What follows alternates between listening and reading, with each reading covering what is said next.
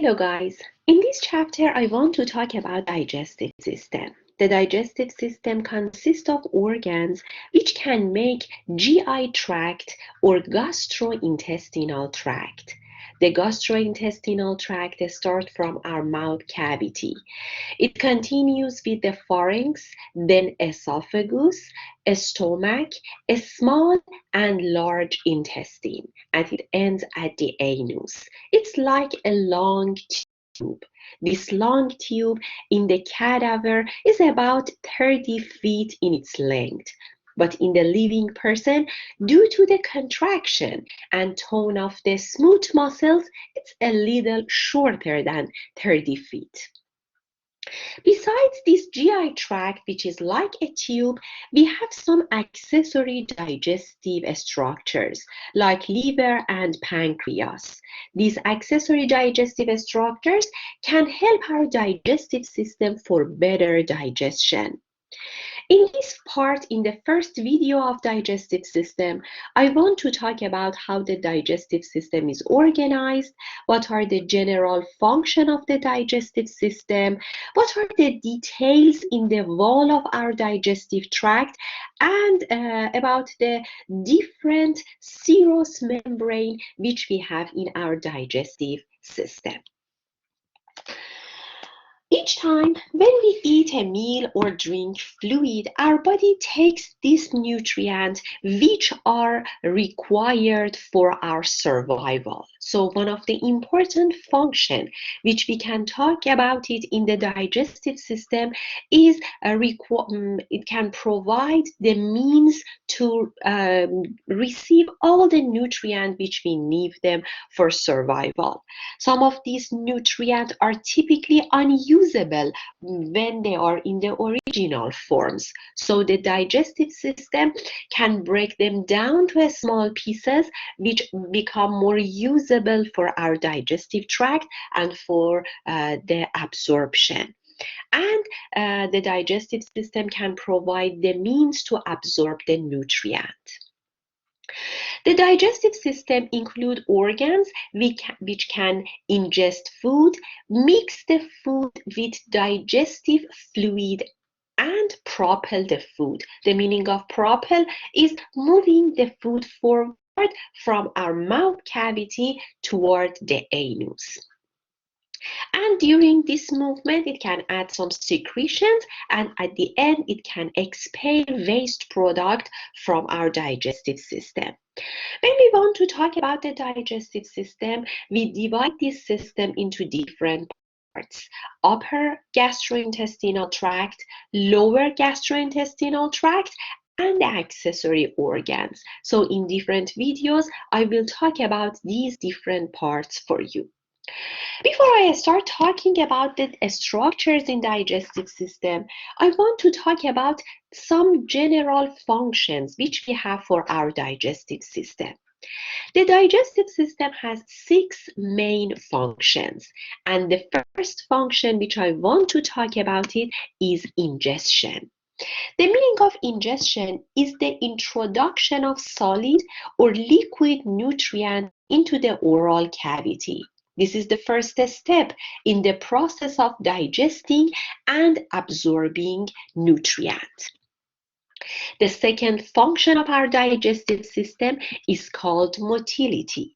The motility is the general term describing the voluntary muscular contraction which happen by the skeletal muscles and involuntary muscular contraction which happen by the smooth muscle for mixing the food and moving material through the digestive system and digestive tract.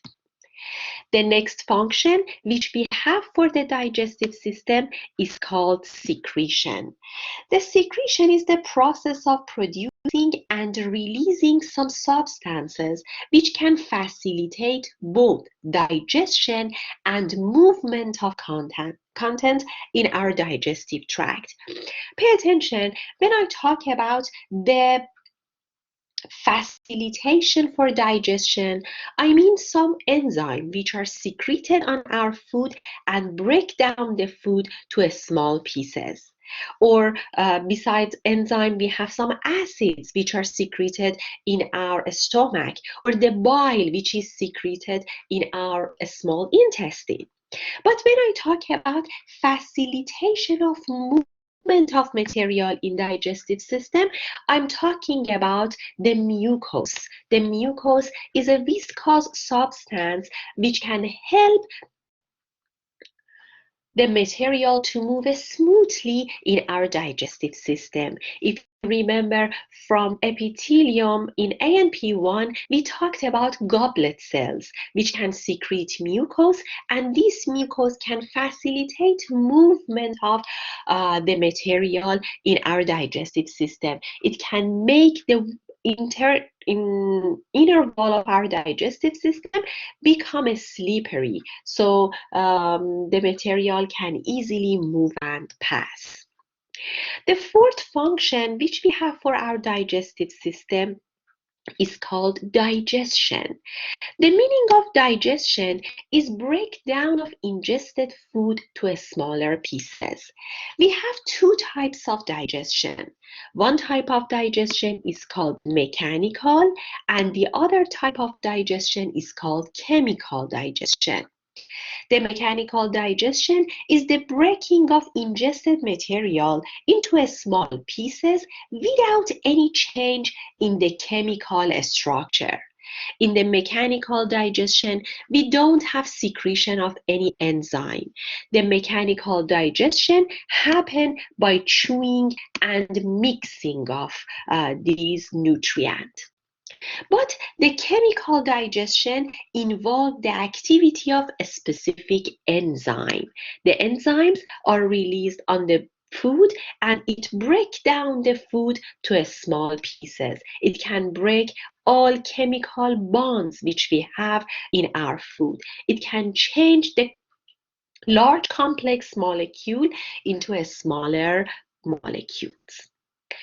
And the fifth function which we have for our digestive system is called absorption. The meaning of absorption is transport of digested molecule, electrolyte, vitamins, and water in our blood and lymph. So we have movement of digested molecule from our digestive system to our blood and to the lymph. I will talk about it later for you, which material can be absorbed in the blood and which material should go to our lymph. And the last function, which I can talk about it for the digestive system, is called elimination. Elimination is expulsion of indigestible component out of our body, and it happens with the process which we call it defecation. So these are the general functions which we have for our digestive system: ingestion, motility, secretion, digestion, absorption, and the last one is called elimination.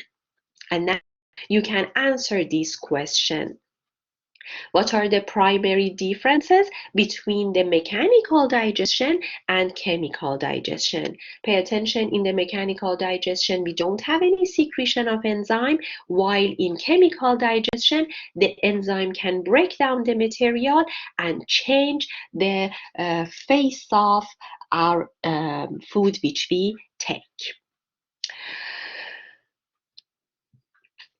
The next part, which I want to talk about it in the introduction of digestive system, is we can divide our digestive system into two important parts. The first part is called gastrointestinal tract, which we call it GI tract 2. And the next one is called accessory digestive organs. The gastrointestinal tract is composed of a continuous tube. It includes the oral cavity and pharynx. Then we have esophagus and the stomach. After that, we have a small intestine, large intestine, and the last part is called anus. When the food passes this GI tract, the food is broken down to smaller pieces, small enough to become reabsorbed. And the accessory digestive organs are composed of the organs, the structures, which can help breaking of the food in small pieces. We have some secretion from some of them, and the others can participate in chewing and swallowing, and some of them are participating in the storage of the secretions. Here you can see the list of accessory digestive organs. We have salivary glands, we have liver, and pancreas. They can make secretions. Teeth and tongue are participating in chewing and swallowing, and the gallbladder, which can concentrate and store liver secretion. And in the next picture, you can see the GI tract in this side and the accessory digestive organs in the other side. The GI tract starts from our oral cavity, then we have pharynx. After that, you can see the esophagus, and then we have a stomach. The stomach is continued by the small intestine. The small intestine is continued by the large intestine, and the last part is called anal canal and the anus. And the accessory digestive structures or organs is composed of our teeth and tongue. We have salivary glands, which are located around the oral cavity. You can see the liver in the right side of the body, just beneath the diaphragm. We have gallbladder, which is like a pearl-shaped sac, which is suspended from the liver, and the last part is called pancreas. These are the accessory digestive structures. Now, I want to talk about the wall of our GI tract. I told you that the GI tract is a hollow tube. This hollow tube is composed of 4 concentric layers, which we call them tonics. From the innermost to outermost layer, we have Tonica Mucosa, Tonica Submucosa, Tonica Muscularis, and Tonica Adventitia or Tonica Serosa. So we have 4 layers in the wall of our GI tract.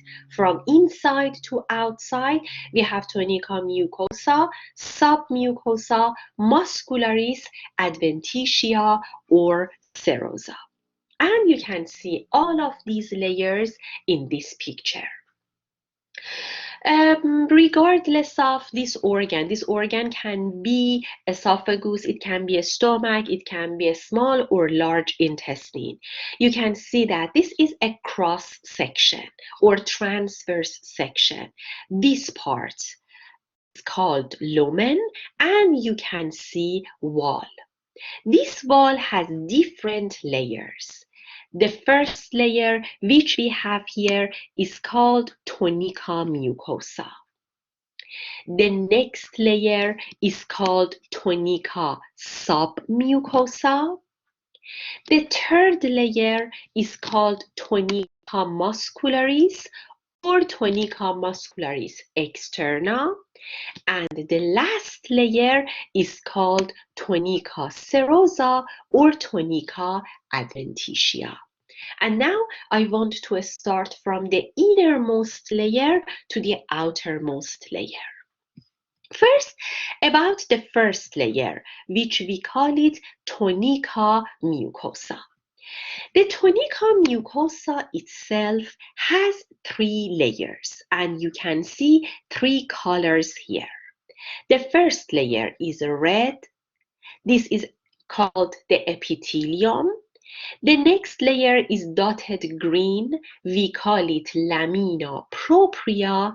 And the third layer is purple, and we call it Muscularis mucosa.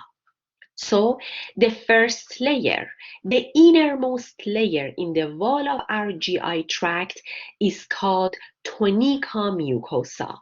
And Tonica Mucosa itself has three layers: epithelium, lamina propria, and Muscularis mucosa. The epithelium is in contact with the food. You know that the food is in the lumen and the epithelium is in contact with it. The epithelium in different parts of our digestive system is different. For example, in the esophagus, it is a stratified squamous. In the stomach, it becomes simple columnar. We have simple columnar epithelium with microvilli in a small and large intestine. So in each part of our digestive system, have a specific type of epithelium and they can do a specific function for us, which I will talk about each of these layers later for you. After the epithelium, we have thin layer of connective tissue, which is dotted green here. We call it lamina propria. The lamina propria is the areolar connective tissue. In this areolar connective tissue, we have many blood vessels and lymphatic vessels. We have many fine branches of nerves in this part too. When we have absorption of nutrient, this nutrient should move from epithelium to lamina propria, and by the blood vessels and lymphatic vessels here, the food become reabsorbed. After lamina propria, which is the connective tissue, you can see a very thin layer of a smooth muscle, which we call it Muscularis mucosa. Muscularis mucosa is directly adjacent to the submucosa, which you can see it here. And this is a very thin layer of a smooth muscle. Contraction of this thin layer of a smooth muscle can do two important functions. One, facilitate the release of secretion from the mucosa into the lumen. And the second one is when it goes to the contraction, it can increase contact of material in the lumen and the epithelium. So contraction of this muscularis mucosa can help secretion of the material like mucus or the enzyme from the epithelium and the glands which we have here, and the other one, this contraction can squeeze our lumen and can increase the contact between the food and the epithelium. So this is the first layer, Tonica mucosa, epithelium, lamina propria, and muscularis mucosa. The next layer which we have here is called Tonica Submucosa. The Tonica Submucosa is thicker than, for example, lamina propria. This layer is composed of areolar and dense irregular connective tissue. In this layer, we have many blood vessels, again lymph vessels, we have nerve plexus in this part, and the nerve plexus which we have here is called submucosal nerve plexus, or we can call it Mesentery plexus. I will talk about it later for you. And the other part which we have here are these lymphatic follicles. These lymphatic follicles are called MALT, and MALT is the abbreviation of mucous associated lymphatic tissue. And this MALT is the first defenses, the first line of defenses against any pathogens which can come to our digestive system. It doesn't let ingested microbes enter our body and go in all parts of the body by the blood vessel. So it's important. And pay attention when these lymphatic follicles become accumulated and their number increase, we call them Pierce patch. And the Pierce patch are located in the last part of our small intestine, in the ileum, and I will talk about it for you at that part. The next part which we have, the next layer which we have in the wall of our digestive system is called Tonica muscularis externa. The Tonica muscularis externa in most parts of our digestive system have 2 layers, and only in one part of digestive system, which is the stomach, has 3 layers instead of 2. But I will talk about the 2 layers first for you. The 2 layers of the muscles are oriented very differently. The first layer, as you see here, is oriented circularly. We call it inner circular layer. It contains muscle cell oriented circumferentially within the GI tract wall. And the outer layer is called outer longitudinal layer, which is composed of muscle cells which are oriented longitudinally, lengthwise within the GI tract. You need to know that the circular oriented muscles can help mixing, and the longitudinal oriented muscles can help propulsion and movement of material in our digestive system. Between the inner circular and outer longitudinal layer, we have a very thin connective tissue. And in this thin connective tissue, we have nerve plexus, which we call it mesenteric nerve plexus. The mesenteric nerve plexus and the submucosal nerve plexus, both of them are the different parts of our enteric nervous system. You know that in autonomic nervous system, we have a class which we call it enteric nervous system, or ENS, and the enteric nervous system is the nervous system inside the digestive system. When our submucosal plexus becomes stimulated, it can stimulate the glands to do secretion. So we have secretion of enzyme, and when the mesenteric nerve plexus becomes stimulated, we have contraction of the muscles. And the last layer which you have in the wall of the digestive system is areolar connective tissue. If this areolar connective tissue is alone, we call it Tonica Adventitia. Let me write it here for you.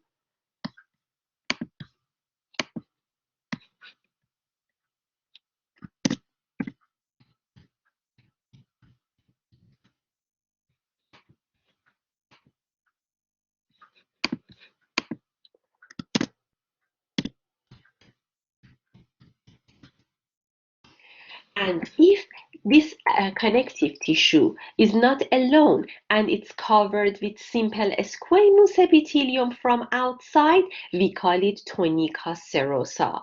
Some of our organs contain Tonica adventitia, like esophagus, and some organs contain Tonica serosa, like our stomach or a small and large intestine. So this is the orientation of the wall in our digestive system. And look at here in this picture, you can see the process of absorption. Look at here, this is the lumen of our digestive system. First, we have Tonica mucosa. Tonica mucosa is composed of epithelium, lamina propria with the blood vessels, and lymphatic vessels. And after that, we have Muscularis mucosa. After Muscularis mucosa, we have Tonica submucosa, and after Tonica submucosa, we have Tonica muscularis externa and Tonica adventitia or Tonica serosa. So we have the different layers in the wall of our digestive system. And here you can see the process of absorption. You see that the food is in the lumen. The food can come down, as you see here, can become reabsorbed by the epithelium, and the epithelium can give this absorbed material to the blood vessels or lymphatics. This is the process of absorption, and most nutrients are absorbed in the blood capillaries, but lipids and lipid-soluble vitamins should reabsorb in the lymphatic capillary.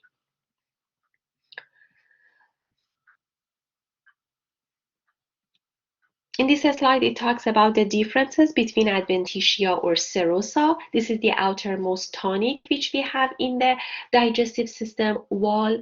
If we have Adventitia, we only have areolar connective tissue, and if we have Serosa, we have areolar connective tissue, which is covered by the simple squamous epithelium.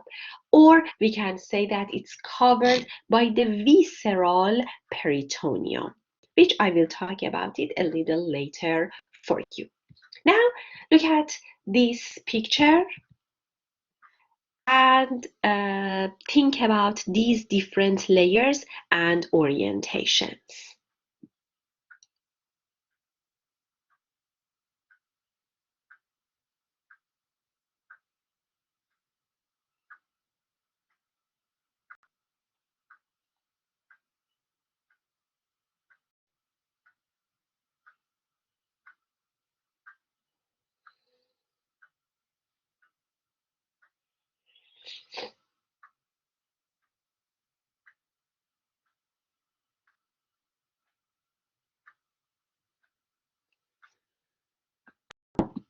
As you see here, the first layer, this is the lumen first. The first layer is called Tonica Mucosa. It's composed of first epithelium, then lamina propria, and after that we have Muscularis mucosa.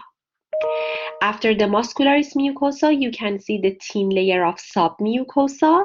Then we have Muscularis externa, which is composed of inner circular and outer longitudinal layer. And the last layer is called serosa. Pay attention to the orientation of submucosal layer, which contains submucosal nerve plexus, and myenteric nerve plexus, which we have between inner circular and outer longitudinal. Again, you can see Tonica Mucosa. Tonica Mucosa. Then we have Tonica Muscularis externa. And after that, we have Tonica serosa. The submucosal nerve plexus can help secretion of the glands, and myenteric nerve plexus can help contraction of the muscles. Now you can answer this question. What specific layers must substances cross to enter the blood or lymphatic capillary during their absorption? You need to pay attention to this picture. You need to know that the substance should move the epithelium and come to the lamina propria, and then it can become reabsorbed in the blood capillary and lymphatics. The next part which I want to show you is the motility which we have in the digestive system. We have two types of motility. One of them is called peristalsis. Peristalsis is the sequential contraction of the muscularis, as you see here, in the length of our GI tract. It's like a wave. It starts from esophagus and help propulsion of material from the esophagus to stomach, then a small and then large intestine.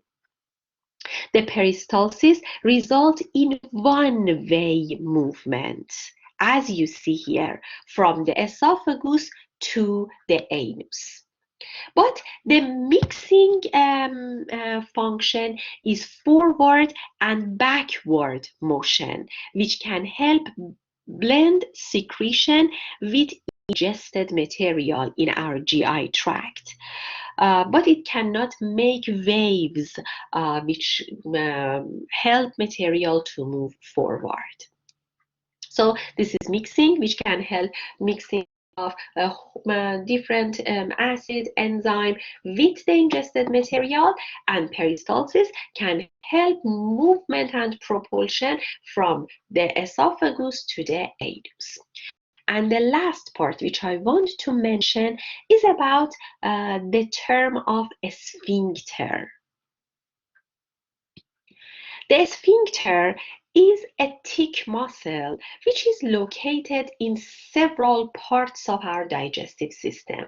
For example, between esophagus and stomach, we have cardiac sphincter. Between stomach and small intestine, we have pyloric sphincter. Between a small and large intestine, we have ileocecal sphincter.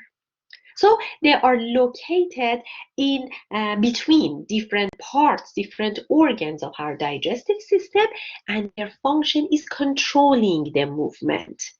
Actually, the sphincter is a thick muscle which we have between two parts in our digestive system, and it can close off the lumen for us. And I told you that the enteric nervous system is composed of submucosal plexus and mesenteric plexus. They can detect changes in the tract wall, and I mean by these changes, the changes in the pressure and content, and also the chemical material which we have in each part of our digestive system. And they can help contraction of the muscles or secretion of different enzymes. The enteric nervous system is composed of sensory and motor neurons.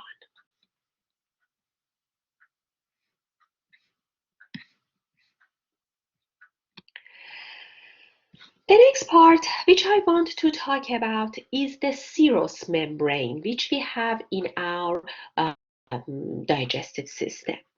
We have two serous membranes which are associated with our abdominal cavity. I hope you remember the term of visceral and parietal peritoneum. The parietal peritoneum in this picture is red.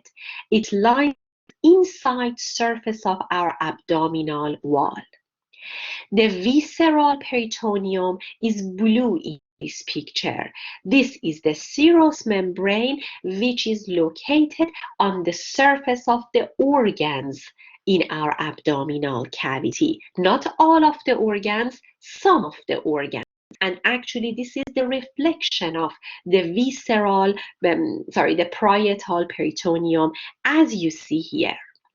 Between visceral peritoneum and parietal peritoneum, you can see the yellow cavity. This cavity is called peritoneal cavity. The peritoneal cavity is the potential space which we have between these two layers. The peritoneal cavity contains peritoneal fluid. The fluid can lubricate the surface of visceral and parietal peritoneum, so these two layers can move on each other without any friction. But you need to know that we can divide our organs in the abdominal cavity into two groups. Some of the organs are called intraperitoneal organs. They are located here in the peritoneal cavity as you see here, and some of the organs are called retroperitoneal organs. They are not located inside these two membranes. The intraperitoneal organs are like your stomach, most parts of the small intestine, some parts of large intestine like cecum, appendix, and the transverse and sigmoid colon, and most part of the liver. But the retroperitoneal organs, which are located outside of the parietal peritoneum, and they are in direct contact with the wall of our abdominal cavity, are like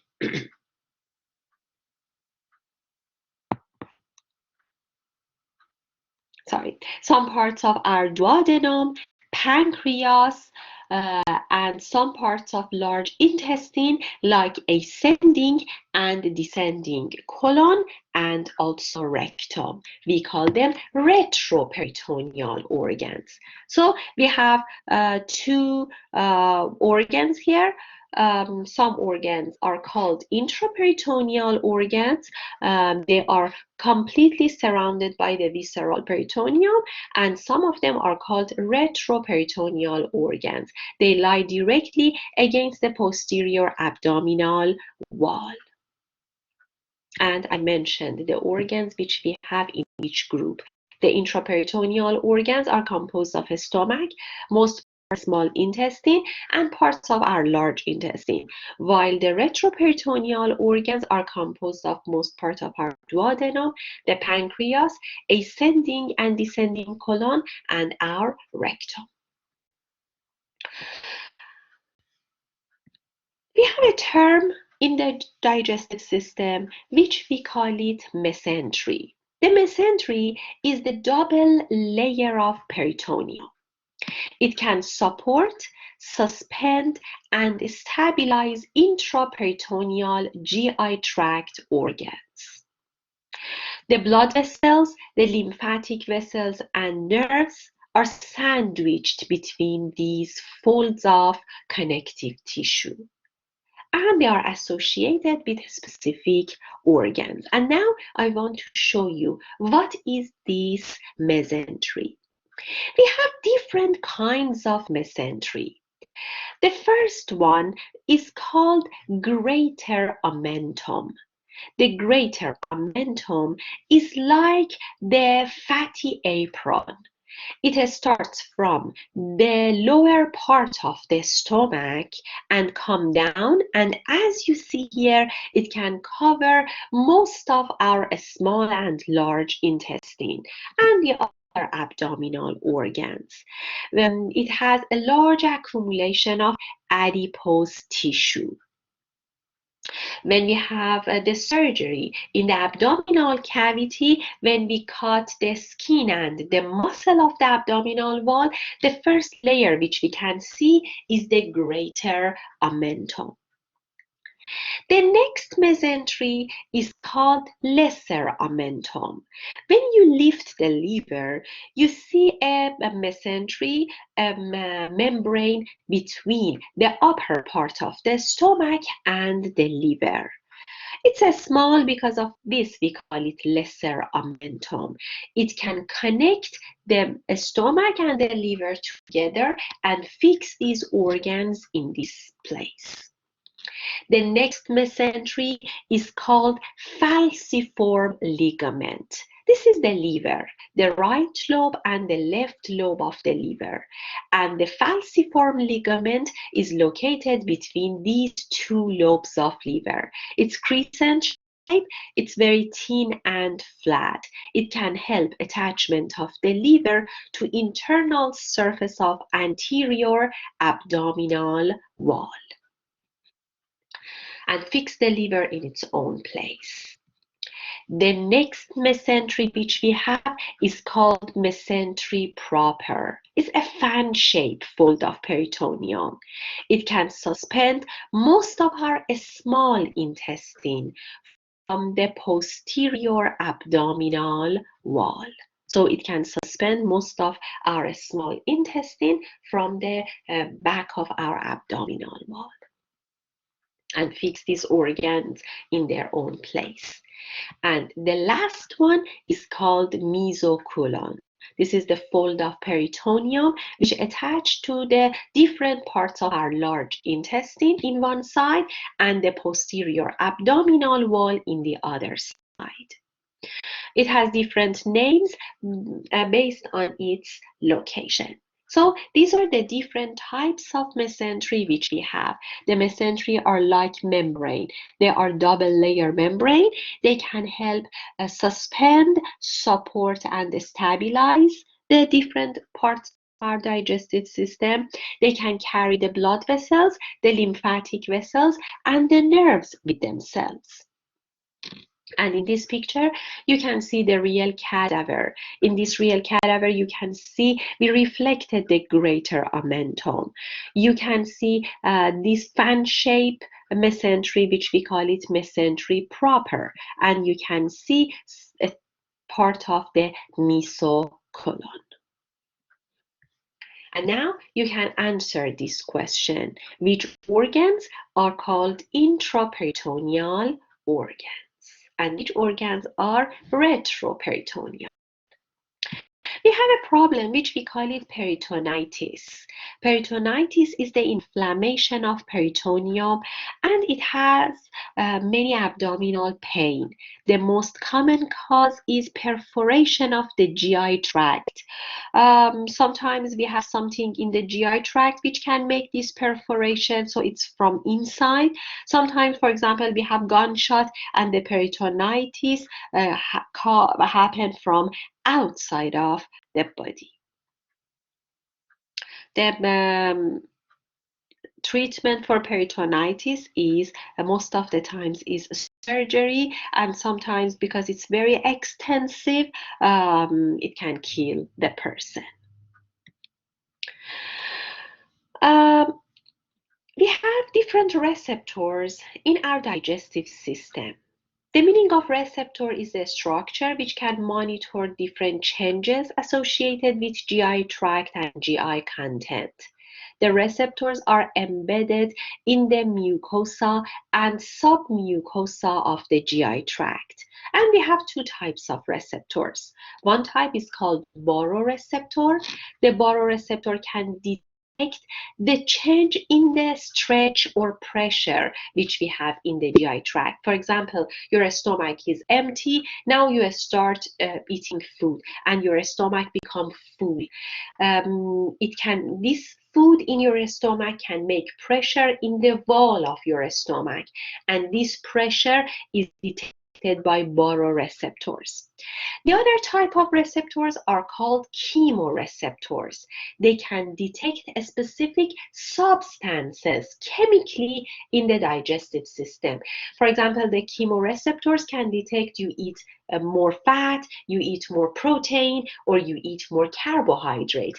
And based on the content of the food, we have a specific type of enzyme which are secreted. These receptors can send their information to the nerves. They need to send their information sometimes to our central nervous system. When the information of our GI tract go to our central nervous system, we call it long reflex because it needs to pass a long way to go to central nervous system. And this information can go through the facial nerve, glossopharyngeal, vagus nerve to the CNS, and then it comes back to the effector organs. The structures which can make these long reflexes are salivary gland, pancreas, and Tonica muscularis in different parts of our digestive system. The result of this nervous control is coordination of secretory and muscle contraction. But sometimes we don't need to send information to central nervous system.